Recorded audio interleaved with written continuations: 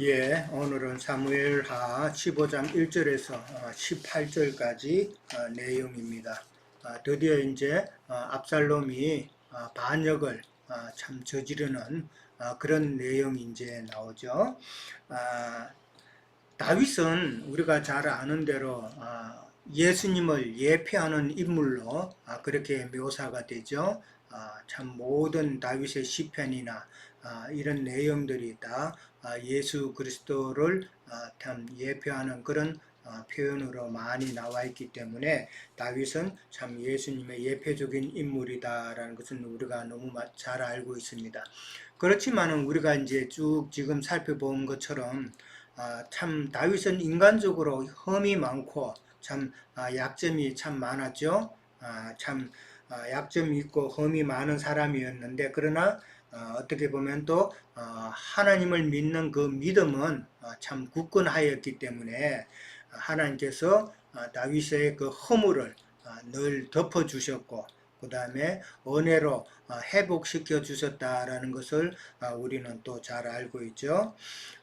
이제 15장부터 이제 압살롬의 반역이 이제 나오는데 압살롬의 반역으로 인해서 참 다윗은 많은 어려움을 당하죠. 많은 연단을 겪으면서 또한 그 가운데서 다윗의 편에 선 하나님이시니까 하나님을 체험하는 그런 신앙적인 모습도 우리가 15장 이후로 참 많이 또 살펴보고 그것을 또 깨달으면서 그렇게 나가야 될 줄로 압니다.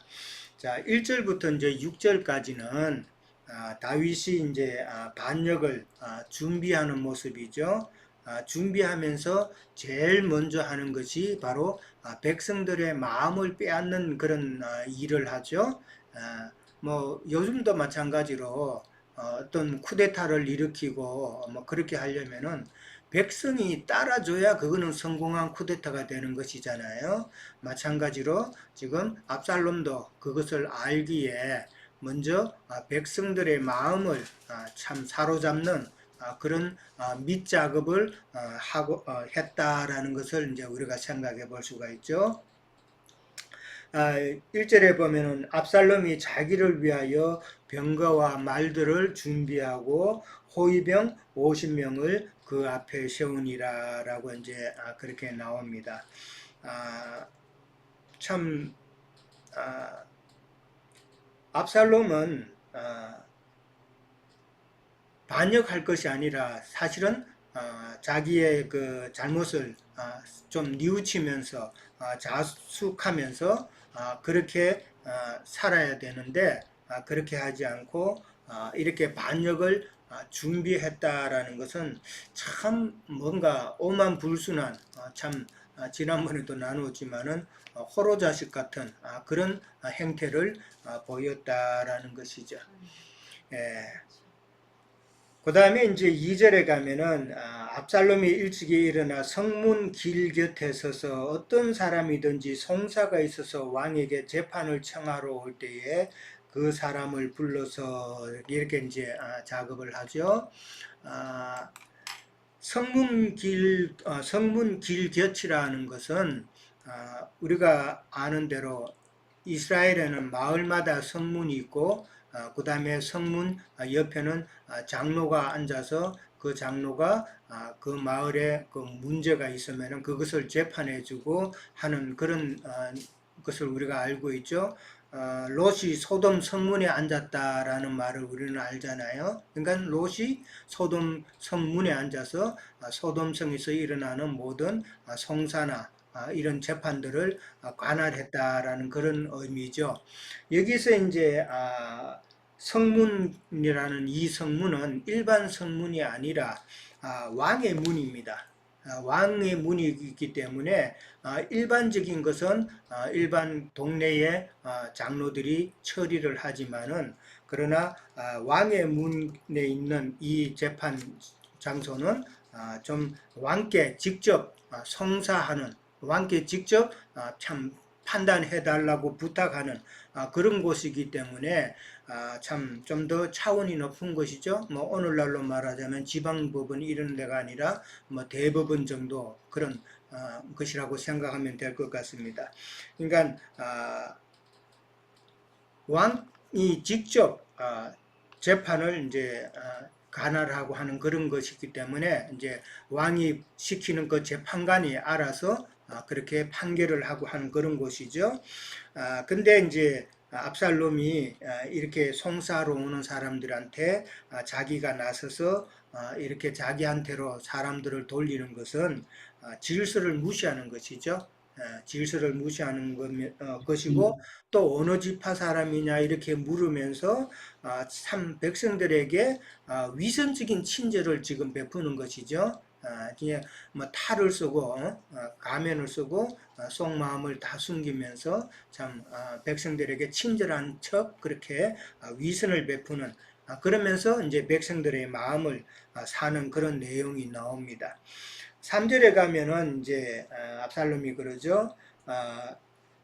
송사하는 사람에게 네 일이 옳고 바르다마는 네 송사를 들을 사람을 왕께서 세우지 않았다라는 말을 합니다. 이 말은 네 말이 아무리 정당하고 그렇게 옳지만은 그러나 네 송사를 들을 사람을 왕이 세우지 않았다라는 말은 왕이 세운 그 재판관이 네 송사를 옳다고 네 손 들어주지 않을 거다라는 그런 의미입니다. 네 송사를 들어주지 않는다는 그 말은 그 재판관을 세운 왕의 잘못이다라는 그런 또 의미도 되거든요. 그러면서 왕이 재판관을 갖다가 잘못 세워서 네가 이기지 못할 것이다라는 이런 식으로 함으로써 왕의 왕을 흠집내는 그런 일까지도 지금 같이 하고 있다라고 이해를 하면 될 것 같습니다. 그러면서 이제 4절에 가면은 내가 이 땅에서 이제 재판관이 되고 누구든지 송사나 재판할 일이 있으면은 내게로 오는 자에게는 내가 정의를 베풀기를 원한다. 그러니까 자기한테 오면은 자기가 그 모든 억울함을 다 해결해 주겠다라고 그렇게 이야기를 합니다. 왕을 먼저 흠집을 내고 난 다음에 자기가 나서서 모든 것을 다 처리해 주겠다라고 그러니까 백성들에게 있어서는 정말 뭐 좋은 그런 소식이죠. 나중에 뭐 꿍꿍이 어떤지 모르지만은 압살롬의 그런 말은 백성들에게는 일단은 참 기쁜 소식이 되겠죠. 그러면서 사람들이 와가지고 압살롬한테 재판받을 일이 있어서 오면서 절하라고 하면은 압살롬은 그 사람을 붙들어서 붙들고 입맞추는 행위를 했다라고 그렇게 5절에 나오죠. 입맞추는 행위를 했다는 것은 자기 사람으로 도장 찍었다는 이야기죠. 자기 사람으로 삼았다라고 그렇게 보면 될 것 같습니다. 그러면서 이제 6절에 가면은 이스라엘 사람들의 마음을 압살롬이 훔쳤다라는 표현을 그렇게 써놨습니다. 이거는 완전히 확실한 반역 행위죠. 옛날에도 뭐 그랬지만은 오늘날에도 대통령 외에 누가 참 인기가 많고 백성들이 막 추앙을 하고 차기 대통령감이다 이런 식으로 막 하면은 현직에 있는 대통령은 그거 그냥 못 놔두죠. 자꾸 올라오는 사람을 어떻게든지 흠집내고 꺾어버리는 그런 일이 한국에도 좀 지난 얼마간에 많이 있었잖아요. 그런 걸 보면은 참 안타깝죠. 사람을 세우지 못하는 그런 모습은 자기의 욕심 때문이다. 근데 이제 압살롬의 이런 오만방자한 그런 행위는 어떻게 보면은 자기의 왕권을 오남용해가지고 참 오만한 행동, 참 많은 또 나쁜 일을 저질렀던 다윗의 모습을 지금 압살롬을 통해서 그대로 하나님은 보여주고 있는 모습이다라고 그렇게 생각을 해볼 수도 있습니다. 자, 7절에서 이제 12절 가면은 이제 반역을 실행하는 그런 내용들이 나오죠. 4년 만에 이제 압살롬이 왕께 아랬다라는 말이 나옵니다. 이 4년 만에 이렇게 압살롬이 아버지한테 이제 이렇게 만났다라는 것은 정말 부자 간의 관계가 멀어도 너무 멀죠? 예, 이게 뭐 같은 예루살렘 안에 있는데 4년 만에 이렇게 아버지를 만났다라는 것은 참 부자 간의 관계가 참 멀어도 너무 멀다라는 것을 우리가 짐작해 볼 수가 있습니다. 근데 이제 그 4년 동안은 압살롬에게 있어서는 참 반역을 준비하는 그런 시간들이었죠. 그건 바로 조금 전에 우리가 나눴던 백성들의 그 민심을 얻는 것, 그것이 참 준비하는 중요한 내용이었다라는 것이죠. 그러면서 압살롬이 다윗 왕한테 여호와께 서원한 것이 있사오니 내가 헤브론에 가서 그 서원을 이루도록 해달라라고 헤브론이라는 이제 지역이 나옵니다. 이 헤브론에 가서 자기가 서원제를 지내겠다라는 그런 이야기인데 이 헤브론은 우리가 잘 아는 곳이죠. 다윗이 7년 동안 헤브론에서 반쪽짜리 왕으로 그렇게 지냈던 지역이죠. 그러면서 거기서 압살롬이 태어났죠.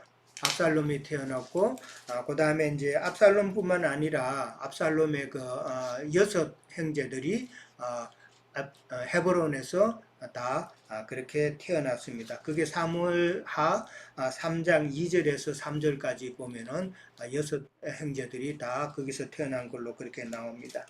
그리고 이제 이 헤브론이라는 곳은 우리가 잘 알지만은 아브라함 때부터 참 이름 있는 곳이잖아요. 아브라함이 하나님을 섬긴 그런 신앙의 어떻게 보면은 발상지라 그럴까요?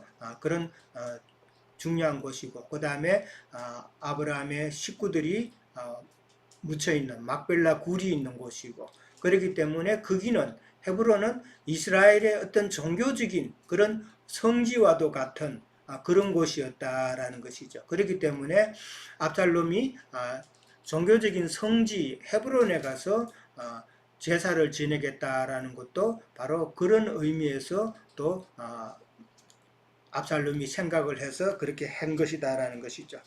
그러니까 서원한다라고 그러는데 이제 서원한 외형적으로는 그 서원한 내용이 자기가 예루살렘으로 돌아가게 되면은 내가 여호와를 섬길 것이다라는 그런 서원을 다윗에게 이야기를 하죠. 그건 어디까지나 외형적이죠. 그러나 자기가 거술에 있을 때 서원했다라는 그 말은 실제로는 자기가 직접 이스라엘의 왕이 되겠다라는 그런 생각을 품었다라는 것이죠. 그 서원은 참 서원이 아니죠. 이스라엘을 위한 서원도 아니고 자기를 위한 서원이었다라고 보면 될 것 같습니다. 그러면서 8절에 가면은 왕에게 자신이 거술에 있을 때에 여호와께서 나로 예루살렘에 돌아가게 하시면은 내가 여호와를 섬기겠다고 서원했다고 그렇게 다윗에게 이야기를 합니다. 그러니까 내가 여호와께 서원을 했으니까 그 서원제를 지낼 수 있도록 헤브론으로 갈 수 있도록 허락해 달라라는 그런 말이죠. 근데 이 8절에서는 창세기에 나오는 야곱이 밧단 아람에 이제 가던 중이었죠. 외삼촌 집에 가는 건 도중에 베델에서 하나님을 만났죠. 베델에서 하나님을 만났을 때에 그때 야곱이 하나님께 서원을 했죠. 나로 평안히 아버지 집으로 나를 돌아가게 하면은 11조를 드리겠다라고 그렇게 서원을 했죠. 그 서원을 인용을 해서 지금 다윗에게 지금 이런 표현을 했다라는 것이죠. 나로 예루살렘에 돌아가게 하면은 내가 여호와를 섬기겠나이다라는 이런 말을 했다라는 것이죠. 그러니까 하나님의 이름을 팔아서 지금 다윗을 속이고 있는 중이다라는 것이죠. 근데 압살롬은 참 잘 속이죠. 압논을 죽일 때도 자기 아버지 다윗을 속였죠. 거짓말로 속였죠. 그래서 또 그런 일을 저질렀고, 지금 반역할 때도 마찬가지로 또 거짓말을 한다라는 것이죠. 자꾸 이렇게 거짓말을 하는 사람은 우리가 세상 사는 생활에 있어서도 자꾸 거짓말을 하는 사람은 그 사람은 사귈 수가 없죠. 예, 불안하잖아요. 자꾸 뻔히 아는데 거짓말하면은 언제 나를 피해 줄 수도 있는 사람이기 때문에 그런 사람은 안 사귀죠. 근데 이 압살롬이 지금 자꾸 거짓말을 해서 아버지를 속인단 말이에요. 이 자꾸 거짓말 한다는 말은 전혀 압살롬의 생활 가운데서는 하나님을 의식하지 않는 그런 삶이었다라는 것을 우리는 생각해 볼 수 있죠. 예, 전혀 하나님과는 상관없는 그런 악한 자였다라는 것을 생각해 봅니다. 가짜 신앙인이죠. 예. 오늘날도 세상 교계에 그런 사람들이 많이 있잖아요. 제가 한국에 있을 때 그때 대학생 때였는데 그때 제가 김천에 교회 다녔는데 교회 안수 집사님 한 분이 있었는데 이분이 그렇게 거짓말을 많이 해요. 거짓말을 이 사람한테 가가 거짓말을 해가 돈 빌리고 또 저 사람한테 거짓말 해가지고 돈 빌리고 그래가지고 돈 안 갚기로 소문이 교회에 다 났어요. 그런 것을 제가 아직도 기억하는데 그 아들이 제가 고등부를 그때 가르쳤는데 그 아들이 제 학생이었었어요. 가르치는 학생이었었어요. 그래서 제가 그 사정을 좀 아는데 믿는다 하면서도 이렇게 하나님 앞에서 늘 거짓말로 살면은 그 사람은 가짜 신앙인이다라는 것이죠. 자, 9절에 가면은 이제 왕이 허락을 합니다. 왕이 속아서 이렇게 허락을 하는 건데 왕이 속을 정도로 압살롬을 우리가 다시 한번 생각해 보면은 참 압살롬은 치밀하고 상당히 빈틈없고 어떤 면에서 보면은 상당히 유능한 자였다라는 것을 저는 생각을 해 봅니다. 헤브론으로 장소를 정한 것도 그렇잖아요. 헤브론에서 그렇게 거사를 일으킬 장소로 정했던 것도 참 헤브론은 자기가 태어난 곳이잖아요. 그리고 다윗 왕이 거기서 7년을 왕으로 있었는데 이제 통일 이스라엘이 되니까 다윗이 헤브론을 떠나서 예루살렘으로 갔단 말이에요. 그러면 헤브론에 있는 사람들은 어떤 면에서는 다윗에게 좀 섭섭할 수도 있죠. 그렇잖아요. 이제 이 수도를 옮긴다는 것은 그 지역에 있는 사람들은 옮김을 당한 그 헤브론은 경제적으로 그 다음에 지역적으로도 뭔가 불이익을 좀 당하죠.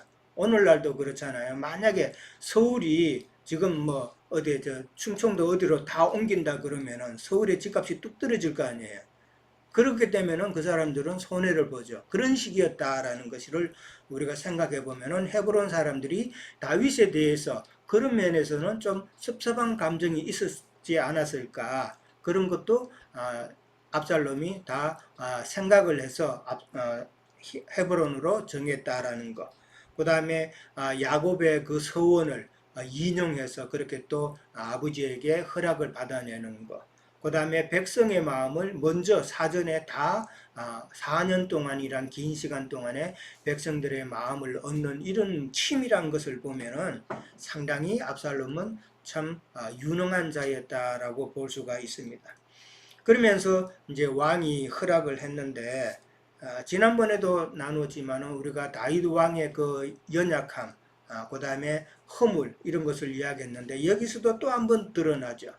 4년 동안 만나가지고 압살롬이 그런 부탁을 하면은 헤브론을 왜 가느냐? 서원제를 지내려면은 성소가 있는 에루살렘에서도 충분히 지낼 수 있는데 굳이 거기까지 가야 되느냐? 질문할 수도 있는데 그런 질문도 안 했다라는 것이죠. 그 다음에 4년 동안 네가 뭐를 했느냐? 그 다음에 백성들의 그 서원을 소원이죠. 그걸 들어줬다고 그러는데 그걸 왜 들어줬냐 이렇게 물을 수도 있는 거잖아요. 사법 체계가 질서가 무너지는 짓을 했는데도 그냥 넘어갔다라는 것이죠. 그러니까 그만큼 다윗은 압살롬을 갖다가 너무 신임했고 어떻게 보면 너무 사랑했다라는 것이죠. 근데 이런 것을 보면서 다윗의 그런 그 천연적인 그 사사로운 정에 의해서 온전히 훈육하지 못한 것을 보면은 하나님 나라에서는 참 사사로운 그런 정이 아니라, 그러니까 하나님 나라, 꼭 교회도 해당되겠죠. 교회도 그런 사사로운 정이 아니라 하나님의 공의로 집행되어야 되는 것이 바로 하나님의 나라고 바로 교회다라는 것을 우리가 한번 생각해 봐야 된다라는 것이죠. 그러니까 예수님께서도 제자들을 사랑했지만은, 그러나 인간적으로 그렇게 막 사랑하고 그러지는 않았잖아요. 제자들을 사랑했지만은, 그러나 하나님의 그 공의로 그렇게 다스렸죠. 예를 들어서 우리가 잘 아는 베드로 같은 경우도 참 베드로가 주는 그리스도시요 살아계신 하나님의 아들이다 고백했을 때에 참 칭찬을 했죠. 칭찬을 해주고 나서 예수님께서 내가 십자가에 못 박힐 것이다 라는 것을 이야기하니까 베드로가 엉뚱한 말을 해버렸죠. 그러니까 예수님이 사탄아 물러가라고 바로 꾸짖었단 말이에요. 이런 모습을 보면서 참 다윗의 이런 허물, 연약함은 예수님과 비교가 된다. 그만큼 아직 다윗은 완전함에 이르지 못한 것이다라는 것을 우리가 생각해 볼 수가 있는 것이죠. 그 다음에 이제 10절에 가면 정탐을 갖다가 이스라엘 모든 지파에 보내가지고 나팔 소리가 나면은 압살롬이 왕이 되었다라고 그렇게 말하라고 선동을 합니다. 이 나팔 소리가 나면은 이거는 반역의 신호죠. 반역의 신호가 이제 딱 떨어지면은 모든 지파 사람들은 압살롬이 왕이 되었다라고 그렇게 말하라는 거죠. 그 이제 선동하라는 것이죠. 그러면서 이제 11절에 가면은 청함받은 200명이 나옵니다. 이 사람들은 예루살렘에서 헤브론으로 갔지만은 압살롬이 도대체 무슨 일을 꾸미는지를 전혀 모르는 사람들입니다. 그러니까 아무것도 모르고 그냥 따라간 거예요. 근데 그냥 따라간 게 아니라 압살롬이 서원제를 지낸다고 하니까 그래도 왕자가 서원제를 지내러 가는데 왕자 혼자 보낼 수는 없잖아요. 그래서 다윗 왕이 참 그 서원제를 주관할 돕는 사람들, 그 다윗 왕의 신하들이겠죠. 그 사람들을 같이 딸려 보냈다라는 것이죠. 근데 그러니까 그 사람들은 압살롬이 무슨 일을 꾸미는지는 전혀 모르는 상황이죠. 만약에 이제 헤브론까지 이제 가가지고 압살롬이 이제 그 반역을 일으킬 때에 그 사람들이 만약에 거부하게 되면은 그 사람들은 거기서 죽을 수밖에 없는 상황이 되겠죠. 예. 그 다음에 이제 그러면서 서원제를 지낼 때에 압살롬이 다윗의 모사 길로 사람 아히도벨을 압살롬이 청하여서 반역에 합류하도록 그렇게 합니다. 아히도벨은 처음에 우리가 나누었듯이 바세바의 조부죠. 바세바의 할아버지입니다. 처음에는 이제 이렇게 다윗의 모사였는데 이렇게 반역에 동참하게 된 것은 참 우리아를 죽인 그 사건을 아히도벨은 아직도 마음에 반감을 가지고 있었다라는 것을 우리는 생각해 볼 수가 있겠죠. 자, 그 다음에 이제 13절에서 18절까지는 다윗이 이제 도망하는 내용이죠. 전령이 다윗에게 와가지고 이스라엘의 민심이 다 압살롬에게 돌아갔다라는 보고를 합니다. 이 말은 백성들은 이제 압살롬을 왕으로 생각하는 것 같다라고 이제 그런 의미로 볼 수가 있겠죠. 한편으로 보면은 다윗은 많은 전쟁에서 승리를 하고 나라를 통일하고 참 많은 업적을 이루었지만은 백성들의 마음이 이렇게 쉽게 압살롬으로 이렇게 향하는 것을 보면은 다윗은 백성들에 대한 그런 정치는 제대로 못한 것이 아닌가 그렇게 좀 생각해 볼 수도 있겠지 않나 생각을 해 봅니다. 그 다음에 이제 14절에 가면은 전령이 그런 보고를 하니까 다윗이 참 압살롬이 두려워서 서둘러 도망하는 그런 모습을 지금 표현을 해놨습니다. 그러니까 14절만 이렇게 쭉 읽다 보면은 다윗이 상당히 좀 비겁한 사람이었나 할 정도로 지금 막 도망가기 바쁜 그런 모습으로 지금 그려져 있어요. 다윗은 진짜 전쟁의 신이라고 할 만큼 충분히 압살롬을 대적할 수 있는 그런 능력이 있죠. 그리고 헤브론에서 예루살렘까지 밀고 오려면은 그만큼 시간도 있단 말이에요. 시간도 있고 그 다음에 자기 군사들을 동원해서 그렇게 충분히 대적할 그런 능력이 있고 시간도 있었는데 왜 이렇게 압살롬을 두려워서 서둘러서 도망하는 결정을 그렇게 했을까 하는 것이죠. 뭐 우리 같았으면은 당장 빨리 진영을 꾸려서 압살롬을 대적할 수가 있겠죠. 그게 또 어떻게 보면은 지극히 정당한 생각이라고 생각할 수 있는데, 근데 다윗은 그렇게 하지 않았다라는 것이죠. 그러니까 압살롬이 그렇게 반역을 했을 때 다윗은 혈과 육으로 그렇게 대항하지 않았다라는 것이죠. 이것이 이제 나중에 어떻게 보면은 하나님 앞에 계속 하나님을 다윗의 편으로 삼을 수 있는 근거가 되는 것인데, 다윗의 마음은 우리가 생각해 보면은 압살롬과의 그 대결에서 부자 간의 그런 피 흘리는 그런 모습을 다윗은 원치 않았지 않나라고 생각해 볼 수 있는 것이죠. 그리고 백성들의 보기에도 참 그런 좋은 모습은 아니었다라는 것이죠. 그러니까 일단은 대결을 싸우는 거, 피 흘리는 것이 아니라 일단은 피하는 방법을 다윗은 선택을 했다라는 것이죠. 그러니까 하나님의 손에 맡기는 그런 결정이었다라는 것이죠. 이것이 나중에 이제 다윗이 충분히 회복하는 그런 하나님 보시기에 참 이쁜 짓 한 거죠. 근거가 되는 일이었다라고 볼 수가 있습니다. 그러니까 아주 어려운 사람이라는 것도 세상 사람도 그렇잖아요. 우리 신앙인도 마찬가지인데 갑자기 어려운 일이, 감당할 수 있는 어려운 일이 생겼을 때 그때 어떤 결정을 하고 어떤 생각을 하느냐에 따라서 그 사람의 신앙이 어떠한가를 우리는 확인할 수가 있죠.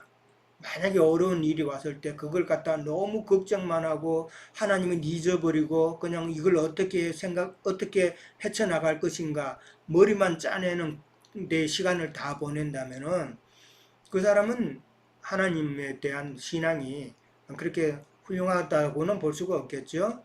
그러나 모든 것은 하나님이 하신다는 것을 인식을 하고 그렇게 깨닫고 하나님께 맡기고 그냥 기도하고 말씀 보고 하나님의 뜻을 알기를 원하는 그런 시간으로 채운다면은 참 하나님께서 좋은 결과를 주시리라 그렇게 생각을 해봅니다. 15절 다윗의 그런 마음을 신하들이 알기에 신하들이 왕께서 하시고자 하는 대로 우리가 행하리다 라고 그렇게 이야기를 합니다. 그 말은 다윗의 그 싸우고 싶어 하지 않는 다윗의 마음을 신하들이 알았다라는 것이죠. 그러면서 이제 16절에 가면 이제 왕이 이제 도망을 하죠. 그러면서 그의 가족을 다 따르게 하는데 후궁 10명은 그냥 왕궁에 남겨놨다라고 그랬습니다. 남겨놓은 이유는 왕궁을 지키게 하려고 그랬다라는 것이죠. 그러니까 다윗이 도망가면서 자기의 권속, 그러니까 자기의 식구, 자기의 왕비들은 압살롬이 만약에 예루살렘 성에 들어오면은 다 살해할 수 있는, 죽일 수 있는 그런 위치이지만은 후궁들은 죽이기까지 할 그런 높은 위치는 아니다라고 생각을 했다라는 것이죠. 그래서 그냥 남겨뒀는데 그러나 나중에 우리가 잘 아는 대로 아히도벨의 계략으로 인해서 압살롬에게 더럽힘을 다 당하게 되죠. 그게 16장 21절에 나오죠. 그러면서 이제 이 일로 인해서 압살롬은 하나님의 심판을 결국 자초하는 그런 일이 되게 되죠. 근데 이 일은 사무엘하 12장 11절에 나왔던 나단 선지자의 예언이 그대로 실현이 되는 것이죠. 백주대낮에 참 부끄러운 일을 당하게 될 것이라는 그런 일이 실현이 되는 것입니다. 그 다음에 이제 17절에 가면은 이제 왕이 이제 그렇게 나갈 때에 모든 백성이 다 따라서 벳메르하게 이르렀다라고 그렇게 이야기를 합니다. 이게 모든 백성이라는 것은 모든 백성이 아니라 이스라엘 모든 백성이 아니라 자기를 따르는 신하와 그의 가족들, 그 다음에 여전히 다윗을 지지하는 사람들이 있겠죠. 그런 사람들을 두고 하는 말이고, 벳메르하기라는 그 단어의 뜻은 멀리 있는 궁이라는 그런 뜻입니다. 그러니까 이 궁은 예루살렘에서 여리고로 가는 길목에 있는 별궁이다라는 것이죠. 그러니까 예루살렘에 가까이 있는 게 아니라 요즘으로 말하자면 별장처럼 따로 지은 그런 곳이다라는 것이죠. 거기서 이제 자기와 함께 한 사람들을 이제 다 점검을 하죠. 점검을 하는데 모든 그렛 사람, 모든 블렛 사람, 그 다음에 왕을 따라 가드에서 온 가드 사람 600명이 나옵니다. 이 자들은 다 다윗과 함께 운명을 같이 할 사람들이죠. 그렛 사람하고 블렛 사람은 다윗의 시병입니다. 시병이 다윗을 호위하는 호위병사라고 보시면 될 거고, 그 다음에 가드에서 온 가드 사람 600명은 우리가 사무엘 상을 할 때에 이 가드 사람들은 사울에게 참 많은 어려움을 당한 사람들이죠. 사울에게 많은 핍박을 받은 사람들이기 때문에 이 사람들이 다윗이 그게 사무엘상에서 돌아다닐 때에 그때 다윗에게 합류했던 그 사람들이죠. 그렇기 때문에 그들은 다윗을 떠날 수가 없는 사람이죠. 그러면서 이제 몇 명이 있는가를 이제 점검을 했는데 다윗과 함께 할 그런 그 사람들은 얼마 되지 않다라는 것이죠. 그러니까 앞으로 다윗이 험난한 길을 걸을 것을 참 우리가 충분히 예상할 수 있는 그런 것이죠. 압살롬, 그러니까 아버지의 마음을 모르고 자기 뜻대로 행했던 그 압살롬이나 그 다음에 압살롬을 통해서 다윗의 어떠한 그 연약함, 다윗의 어떠함이 또 나타난 것을 우리가 보는데 어떻게 보면은 압살롬의 그 모든 행동은 다윗의 모든 행동에 거울이 되는 그런 내용이잖아요. 근데 결국은 압살롬이나 다윗이나 결국은 나다라는 게 이제 깨달아지는 것이죠. 참, 나 자신도 압살롬처럼 하나님 아버지의 뜻을 아직도 온전히 깨닫지 못하고 내 뜻대로 행하는 경우도 많고, 그 다음에 다윗처럼 하나님을 섬기는 일에 있어서 끊어야 될 것, 사사로운 것, 그 다음에 천연적인 연약함, 그럼 끊어야 될 것을 끊어야 되는데 요즘은 제가 고민이 그겁니다. 참 그런 것을 알면서도 나의 옛사람이 쉽게 끊어지지 않는 옛사람을 보면서 시간을 좀 아끼고 해야 될 것을 충분히 하고 좀 끊어야 될 것을 끊으면서 시간을 아끼면서 참 잘 활용하면서 보내야 되는데 이런 것이 잘 안 되는 그 모습을 보면서 압살롬이나 다윗이 바로 나구나라는 것을 한 번쯤 생각을 해보게 되었습니다. 자, 저는 여기까지 하겠습니다. 예, 연결해 주세요.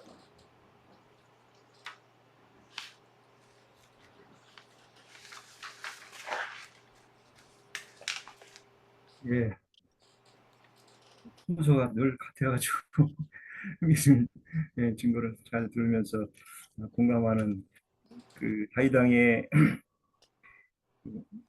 어떤 상황을 하나님께 맡기고 이렇게 결과를 본다 하는 참 그런 것에 그분의 많은 공감이 가고 은혜가 됩니다.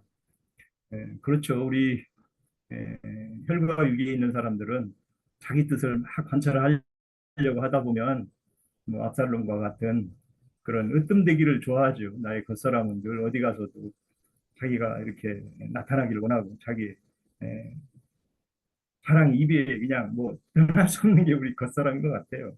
예. 근데 신앙에서는 주님도 늘 당부하지만 너희가 으뜸되기를 원한다면은 이 사는 동안 주님을 섬기는 자로 이렇게 하라고 하는데도 그런 것들은 참 이렇게 신앙 안에서 잘 이미 잘 안 쳐지는 것 같아서 우리의 그 신앙에는 늘 그래서 주님의 그 뜻을 묻는 그런 여정이 꼭그 우리에게 인지가 돼야 된다 이렇게 생각합니다. 압살롬의 그 반역을 이렇게 보면서 참 본인이 이제 여러 가지 다윗 왕의 그 정책도 별로 안 받고 이렇게 다시 돌아와서 이렇게 해서 이렇게 준비를 해서 이렇게 하는 걸 보면 다윗 왕의 어떤 그런 너무 여유롭고 아니면 정말 그 훈계나 이렇게 책망 같은 것을 받지 않았다고 이렇게 볼 때 한편에서는 다윗 왕의 그런 불찰도 좀 있겠지만은 에, 우리가 이 성경에서 보면은 그 악인들의 그런 행위를 어느 때까지는 다 이렇게 묵인하는 것 같아요. 그래서 시편 73편 17절에 보면 하나님이 성소에 들어갈 때야 저희 결국을 내가 깨달았다 이렇게 얘기를 해요. 그래서 우리 요즘은 이 세상에서 일어나는 일들은 다 하나님이 이렇게 허락하시고 어떤 그 악인의 길도 하나님께서는 돌아오기를 바라는 때까지를 가끔 우리 장로님님 죽을 때까지라고 그러는데 죽을 때까지는 기회가 있는 거죠. 육신의 삶이 있는 동안은 늘 기회가 있기 때문에 회개하고 돌이키고 하나님 품으로 다시 갈 수 있다는 그런 가인의 길을 가는 자들에게도 가인에게도 그 복수하지 말고 그 생명을 보존하는 표를 줬다고 그러는데 그렇게 우리가 성경에서의 하나님의 그 자비하심이 늘 우리에게 육신에 있는 자들에게도 늘 있다는 것이 이렇게 들려지고 뭐 아까 우리 형제님도 유형님 말씀해 주셨지만 어떻게 보면 다윗 왕이 바로 그냥 이렇게 군사를 모으고 해서 대적을 해가지고 뭔가 이렇게 결판을 내야 될 것 같은데 제가 봐도 무슨 도망가고 피하고 이렇게 한다는 게 우리가 세상의 상식으로는 이해가 안 가죠. 그래서 다윗 왕의 그 주님의 뜻을 구하는 과연 그 자기 아들 압살롬에게 이 모든 이 정권을 다 맡기고 왕으로서의 이걸 하는지 아니면 자기가 이렇게 유랑하고 하나님께서 그 뜻을 어떻게 뜻을 정하시는지를 묻는다는 자체가 참 이렇게 마음에 많이 와 닿았습니다. 다윗 왕이. 그래서 우리가 어떤 현실에 이렇게 신앙 체계에 있을 때 어떤 상황이 왔을 때 우리가 낙담이나 어떤 그런 그 좌절감보다도 그 주님께 마음을 두고 어떤 상황을 기다린다는 것이 참 뜻을 묻는 것이 우리의 지혜가 아닌가 주님의 지혜가 아닌가 이렇게 생각을 해봅니다. 그래서 이 압살롬의 그 과정 중에서도 보면은 이제 헌신을 한다고 이렇게 둘러대서 다윗 왕으로부터 그런 여러 가지 그런 허락을 받는데 사실 많은 그 사역자들이 이렇게 헌신하겠다고 서약을 하는 것을 저는 그 전에 이제 뭐 세상의 그 직업상 이렇게 사진을 찍고 할 때 보면 그분들의 많은 그런 걸 봤어요. 정말 야 저런 분들이 뭐 결혼도 안 하고 이제 뭐 천주교 같은 경우죠 로마교 같은 경우는 일생을 주님을 위해서 헌신하겠다고 저렇게 잘 하는 사람들이 과연 어떻게 무슨 하나님께 반역이 될까 그런 생각을 많이 했어요. 왜냐하면 뭐 우리가 개신교 사람들은 로마교 사람들을 완전 이단시하고 또 뭐 우리가 이제 진리 안에서 보면 개신교도 보면은 뭐 주님 안에서 보면 완전히 이단들인데 그들의 헌신이 결국은 서원이 반역으로 드러난다는 게 참 이게 엄청난 비밀이죠. 가끔 저는 정말 그분들의 그 물론 많은 사람들은 자기 욕심 따라서 하는 사람도 있고 또 뭐 어떤 정말 주님께 순간적으로 열심을 위해서 이렇게 나선 사람들인데 에, 그것이 결국은 주님의 반역으로 이렇게 귀결이 된다는 게 참 안타깝고 참 그들에게 진리를 바로 전해서 정말 그들이 옳게 돌아왔을 때 에, 기쁨이 있으리라 봐요. 그래서 그 11절에 보니까 그때 청함을 받은 200명이 압살롬과 함께 예루살렘부터 헤브론으로 내려갔으니 그들은 압살롬이 꾸민 모든 일을 알지 못하고 그저 따라가기만 한 사람들이더라. 이렇게 되어 있습니다. 이게 신앙의 미성숙한 자들이죠. 분별을 못하는 사람들이죠. 많은 사람들이 부르심 안에서는 이렇게 미성숙하고 분별을 못해서 마귀의 괴계를 모른다는 거죠. 에베소서에서 보면 그래서 전신갑주를 입어라 이렇게 권면을 하고 있는데 진리에 대한 이해가 부족하고 모든 상황을 분별을 못할 때는 이 괴계에 이렇게 속는다는 것이죠. 그거는 각자의 몫이라고 봐요. 어떻게 보면 지체들의 각자의 몫이 이런 진리에 대한 것들이 어떤 상황이 왔을 때 저도 우리 형제님과 뭐 신림동부터 이렇게 쭉 신앙 여정을 이어오고 있는데 많은 사람들이 어떤 그 상황이 왔을 때 분별을 못하고 이렇게 다른 길로 뭐 물론 뭐 그분들도 또 우리가 혈과 있는 동안은 다시 회복돼서 바른 진리를 찾아서 올 수 있는 기회는 늘 열려 있지만 그렇게 다른 길로 가게 되는 다른 상황으로 이게 이어져 가는 것들이 그저 따라가는 자들이라는 거죠. 어떤 상황에서 세력에 의해서 따라가는 자들이었다는 거죠. 그래서 바울 사도도 보면은 응? 그 유명한 자들이 오면은 그렇게 잘 따라간다는 거죠. 유명하다 하는 자들이 와서 감언이설을 하거나 이렇게 하면은 잘 속는다는 것이죠. 참 이게 우리의 그 신앙에 대한 그래서 우리 뭐 찬송가도 있듯이만 주님이 늘 분별하셨듯이 우리의 진리에 대한 분별은 우리가 사는 날까지 정말 분별을 하지 않고서는 이 신앙 여정의 그 표대를 늘 잃을 수밖에 없다는 것이죠.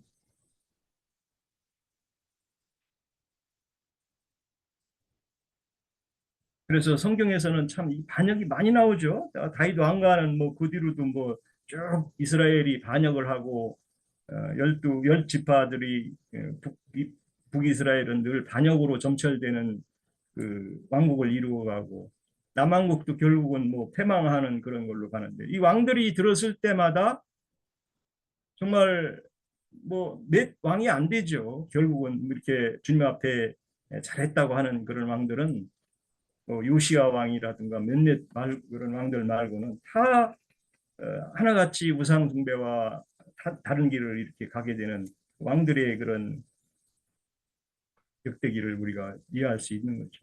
신앙 연정에서도 마찬가지인 것 같아요. 그 반역과 으뜸되기를 좋아하는 자들이 요한 3서에 있죠. 1장 9절에 보면 디오드레베라고 그러는데 으뜸되기를 좋아한다는 거예요. 그 속마음이 벌써 처리되지 않기 때문에 늘 어떤 그 집단 안이나 그 표 안에는 으뜸되기를 좋아하는 자들이 그게 이제 아무리 경계하고 권면을 해도 그 속에는 그 으뜸되기를 원하는 것이 처리가 안 된 상태에서는 결국은 그게 이제 나타난다는 것이죠. 그래서 신앙은 우리가 균형과 여러 가지 그 계기들을 이렇게 알아보고 그거에 대한 분별을 우리가 이렇게 장성한 분량으로 갖춰지기 전에는 늘 자기 사욕으로 따라서 신앙을 하게 되는 그런 우를 범할 수밖에 없다는 것이죠.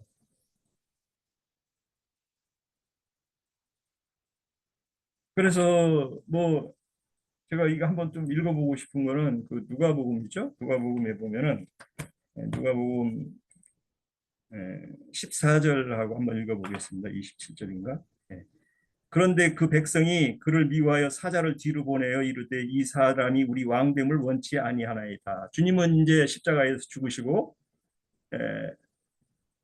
먼 길로 이제 가셨죠. 문화를 지체들에게 주고 사역자들에게 도나주면서 가고 했는데 그 백성들은 주님이 왕되는 걸 싫어했다는 거예요. 그래서 나중에 이제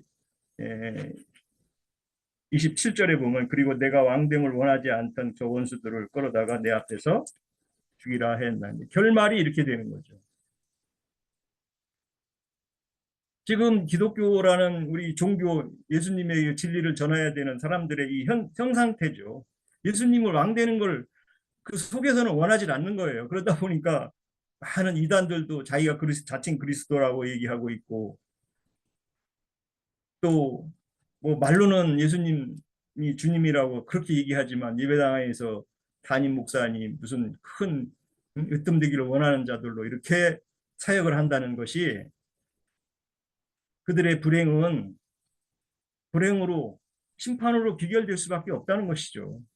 압살롬이 결국은 나무에 걸려서 목이 죽는 그런, 결국은 뭐 요압한테 죽음을 당하게 되죠. 우리가 기독교를 향해서 정말 안타까운 것은 그들의 결말에 귀마련, 멸망으로 가는 그런 신앙들인데, 아무리야 얘기를 해줘도 그 사람들이 참 경고를, 그렇게 많은 경고들이 있는데도 돌이키질 않는다는 게 참 안타깝죠. 그래서 그 경고라는 것이, 뭐 형제님은 가끔 막 밴들 독사이들 그런 얘기를 못 하신다고 한다는데, 참 우리는 대놓고 사실은 그런 얘기도 할 수도 있어야 되는 입장이야. 그 사람들이 지난번에 어떤 분하고 이제 교통을 하는데, 자기 몸을 막 온몸이 뱀이 막 틀어 막 졌대요. 그래서 이게 내가 신앙을, 그 창세기에 뱀이 나오는 그걸 막 그런 고통을 받는데, 그래서 자기가 그걸 뭐 누구한테 풀까 해서 우리 안산에 있는 그 우리 한 분이나 그분은 뭐 그분을 그걸 해결을 줬다고 하는데, 어쨌든 참 그런 꿈이라도 꾸고 그런 분들을 좀 만나서 뱀의 귀기로부터 좀 이렇게 예, 나올 수 있도록, 사실 기독교라는 게 선악과로 점철된 타락한 아담과 하와 그 에덴 동산을 실현하는 게 기독교라고 보거든요. 그렇다고 하면은 거기서는 육신적인 선하고 착하고 한 것들이 그게 의라고 철저하게 세례되어 있잖아요. 그분들의 의와 선은 세상에서 착하고 선하고 남한테 봉사하고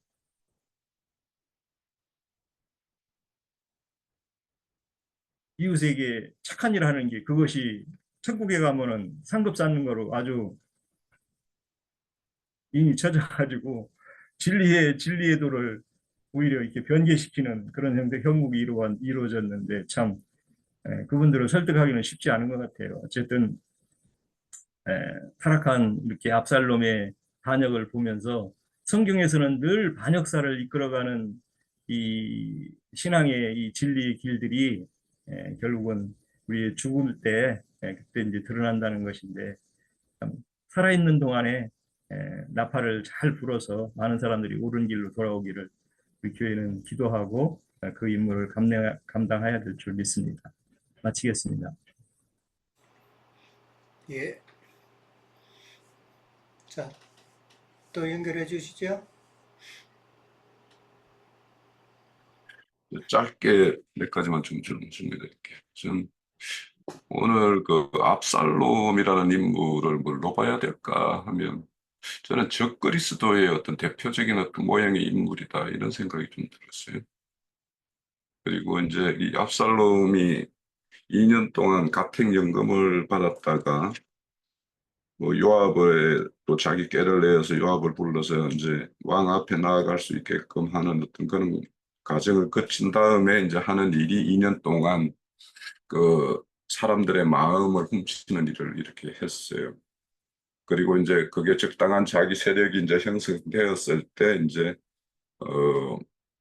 헤브론에 가서 이제 이런 일을 도모하는데, 그래서 적그리스도가 이렇게 처음에 나타날 때 이와 같은 모습으로 15장에 보면은 처음에 등장할 때 압살롬이 병과 말들을 이렇게 준비해서 과롭게 이렇게 보이병을 이렇게 거느리고 그동안 자기가 이 왕자로서의 어떤 이치를 이렇게 누리지 못하던 것을 스스로 이제 이런 것을 복원시켜서 이렇게 왕자 위에 오르는 어떤 그런 모습을 보거든요.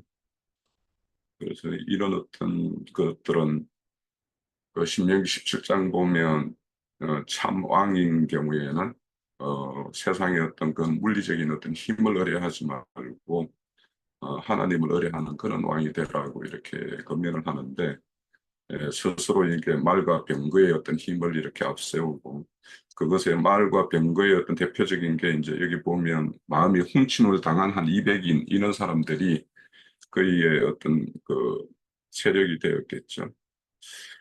그리고 이제 그 대개 이렇게 아버지를 이렇게 모함할 때 보면 아버지는 치리하면서 뭐 공의와 정의와는 아무 상관없는 그런 어떤 왕의 어떤 직무를 수행하는 것처럼 하고 대신 그 자리를 이제 자기가 이렇게 하는 어떤 그런 모습을 보여요. 그리고 그 일을 할 때 보면 되게 겸양을 떨죠. 사람들이 앞에 와서 뭐 절을 하려고 그러면 이렇게 세워서 뭐 이렇게 하는 어떤 그런 모습들. 그래서 이제 사실 이제 저 그리스도들이 이렇게 사람의 마음을 훔치는 것은 누구보다도 이렇게 겸손하고 겸양을 갖춘 어떤 그런 모습으로 이렇게 등장해서 사람이 마음을 다 샀을 때에는 가장 악한 그러니까 앞에서는 사람을 죽이는 어떤 형제를 죽이는 일과 아버지의 어떤 왕위를 찬탈하고 하는 어떤 반역의 어떤 행위 이런 것들을 속에 이렇게 숨기고 이렇게 꿍꿍이를 가지고 이렇게 하는 모습이 이제 보이고 있죠. 그리고 이제 자기의 어떤 그 왕위에 대한 어떤 정통성을 수립하기 위해서 다윗이 왕위를 받았던 그 흔적을 그대로 헤브론에 가가지고 이제 왕위를 이제 이렇게 세움을 받는 어떤 그런 모습도 매 마찬가지고. 그래서 여기 또 이제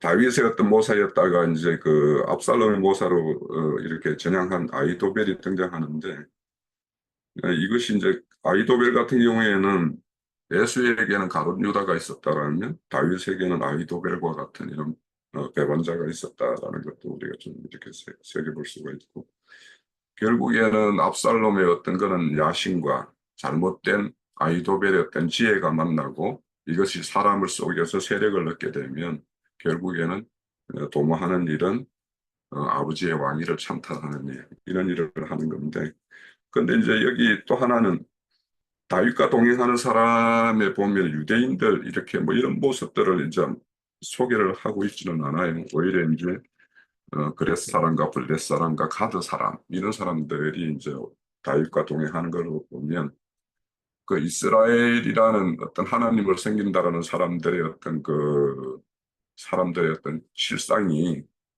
겉모양인 그 압살롬의 어떤 그 수려한 어떤 외모와 지금 어떤 그가 이렇게 성문 앞에서 행하는 어떤 겉으로 드러나는 이런 모습에 의해서 이렇게 마음이 쉽게 빼앗길 수밖에 없는 어떤 그런 실상이라는 것도 보여주고 그렇지만 많은 수가 아니지만 그렛 사람과 블렛 가드 사람들이 하나님을 제대로 아는 사람들이 끝까지 하나님의 길을 이렇게 쫓는 것 그것이 이제 다윗을 쫓는 모습으로 이렇게 나타나는 것으로 보여서 결국에는 그 유대 그 모든 이스라엘의 어떤 큰 민족이 하나님을 섬긴다고 하지만 그들은 하나님을 정작 알지를 못하고 어떤 소수의 이방인들이 이 하나님을 알고 또 다윗을 알고 이렇게 쫓는 어떤 모습을 보면 그렇게 하나님의 어떤 사람은 그렇게 소수가 적은 수가 이렇게 될 수밖에 없다라는 것도 여기에서 보여준다라는 생각을 합니다. 네.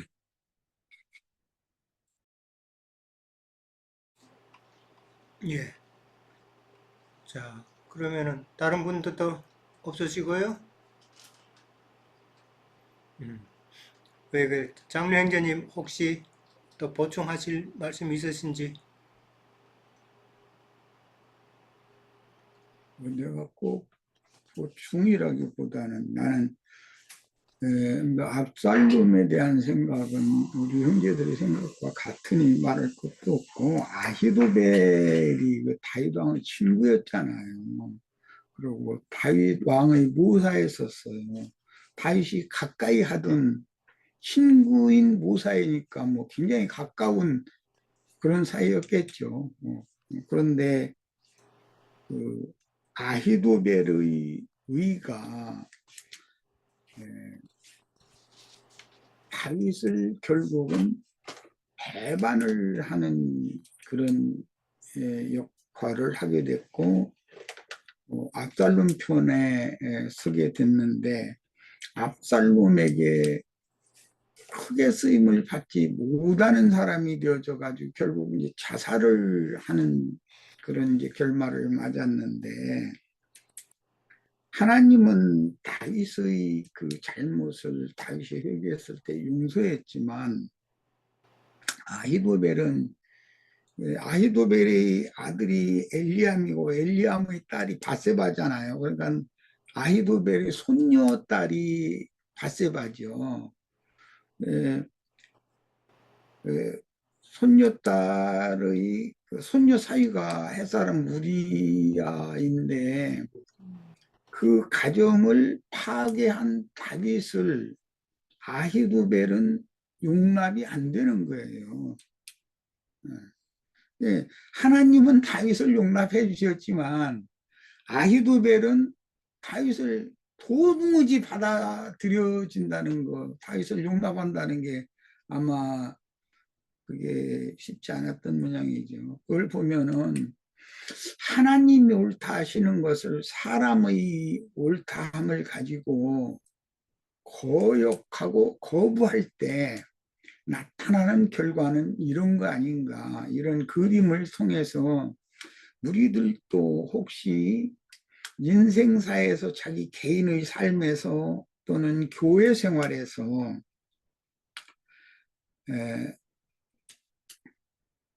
아까 유영재님이 어떤 안수집사 막 거짓말을 이렇게 잘한다고 여러 사람한테 거짓말해서 돈 빌려 가지고는 돈을 안 갚고 그러니까 처음부터 돈 갚을 생각도 없이 하는 사람도 있는 거죠 보면. 그런데 그런 사람이 그야말로 안수집사잖아요.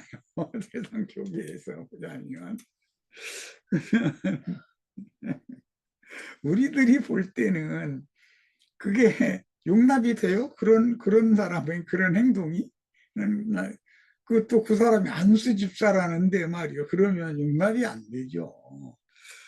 그러나 혹시 그가 진솔하게 자기의 잘못을 하나님 앞에 자백하고 돌이켜서 돌아서는 그런 은혜를 입을 수 있는 사람이라면 우리가 그 사람을 그건 인간도 아니야. 그건 사람이 무슨 청신도도 아니고 안수집사라는 인간이 말이 그러냐. 이렇게 너무 쉽게 그렇게 할 수가 있다. 우리는 그래서 어떤 사람의 과거사가 이렇다 저렇다 이런 것을 마음에 이렇게 담아두지 말아야 되겠다. 사람이 하나님 앞에서 의롭다 하심을 받으면 사람이 그를 정죄할 수 없는 것이거든요. 그런데 사람은 그 사람의 현재 지금 돌이킨 오늘날은 잘 안 보여요. 과거에 너는 이런 놈이었다. 이제 이것만 보이는 것이거든요. 그게 사람의 의인데 이것이 아히도벨을 통해서 오늘날 우리들에게 보여주시는 그런 하나님의 어떤 경고가 그 속에 들어있지 않을까. 아히도벨 자신은 다윗의 친구요 모사했던 사람인데 자기 손녀딸의 가정을 다윗이 파괴한 것이 너무 괘씸한 거예요. 이건 도저히 용납이 안 되는 거예요. 사람은 얼마든지 이룰 수 있다는 거죠. 그런데 사실은 하나님은 다윗을 용납을 했었거든요. 그러니까 하나님의 의와 사람의 의라는 것이 이만큼 간극이 크다. 사람의 의가 하나님의 의를 힘써서 대적하는 경우가 아히도벨이 아니었냐 이런 생각을 해봅니다. 그래서 우리는 이제 교훈으로 받을 것이 어떤 사람의 과거에 대해서 그 사람에게 저런 사람, 저 사람은 이런 사람이야 라고 속에 새겨져 있기 때문에 그 사람이 하나님 앞에 용서를 받고 돌이킨 새 사람이 되었어도 그를 받아들이기가 어렵다는 게 사람이다. 이런 것도 매우 조심해야 되겠다. 그런 생각을 해봤습니다. 예. 예, 감사합니다. 예. 자, 더 나눌 말씀 없으시죠? 예. 자, 그럼 형제님 그 예, 예, 녹화는 중지하고 예, 예. 그